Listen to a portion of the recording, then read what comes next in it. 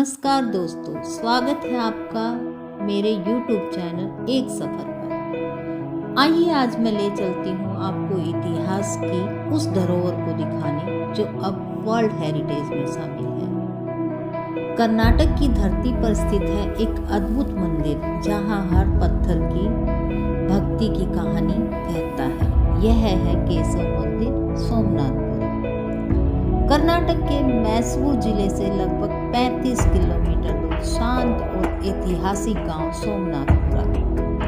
यहाँ खड़ा है एक ऐसा मंदिर जो पत्थरों में कविता है, कला, आस्था, स्थापत्य में एक अद्भुत संगम, केशव मंदिर। यह मंदिर सिर्फ पूजा का स्थल नहीं बल्कि भारतीय इतिहास की उन अनमोल कहानियों में से एक है जो हमारे गौरवशाली अतीत की गवाही देती है। और यही कारण है कि इसे यूनेस्को वर्ल्ड हेरिटेज साइट का दर्जा प्राप्त हुआ है। यह मंदिर बनवाया गया था सन 1268 ईस्वी में होयसला साम्राज्य के शासनकाल में। मंदिर का निर्माण करवाया था सोमनाथ दंडनायक ने, जो उस समय के राजा नरसिंह तृतीय के सेनापति थे। इसी कारण इस गांव का नाम पड़ा सोमनाथपुरा।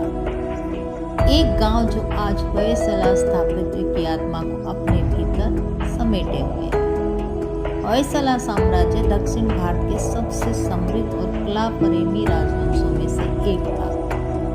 उनका शासन 10वीं से 14वीं सदी तक फैला रहा और इस दौरान उन्होंने दर्जनों भव्य मंदिरों का निर्माण करवाया, जिनमें बेलूर का चेकनकेश्वर टेम्पल, हेलेबीडु का स्लैवे टेम्पल और सोमनाथपुरा का केशवा टेम्पल सबसे प्रसिद्ध है।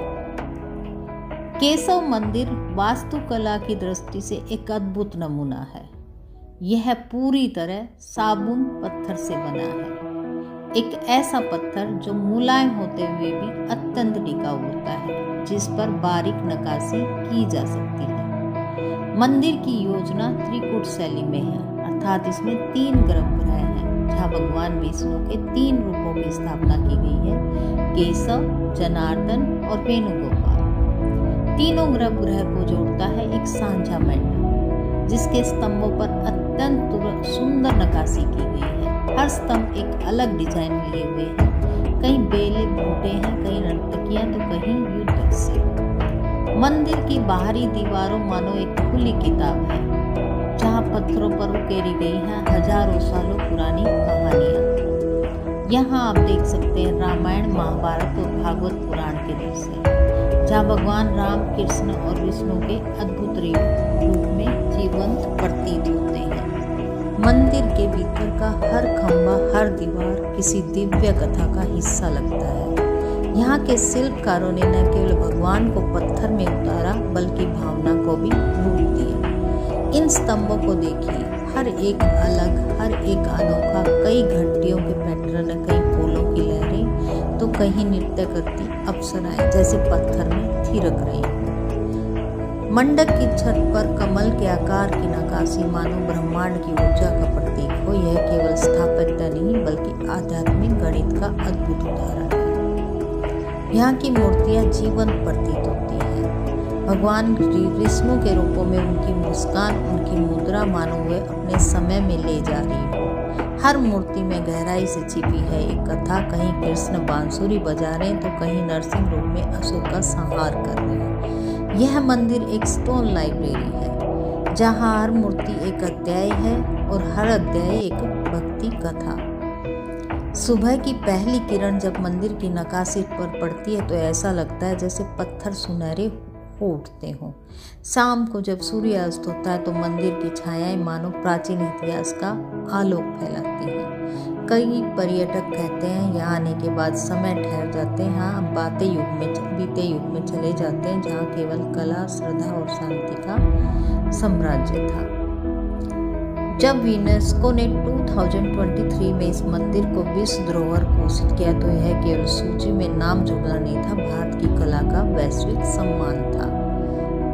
आज यह मंदिर दुनिया भर के इतिहास प्रेमियों और कलाकारों और पर्यटकों के लिए आकर्षण का केंद्र है। यह बताता है कि हमारी जड़ें कितनी गहरी हैं और हमारी विरासत कितनी जीवंत। सोमनाथपुरा का यह केशव मंदिर केवल स्थापत्य नहीं बल्कि एक जीवित भावना है, जहां आस्था और कला एक हो जाते हैं। जब आप यहाँ खड़े होकर सूर्यास्त देखते हैं तो लगता है जैसे भगवान स्वयं पत्थरों से झांक रहे हैं।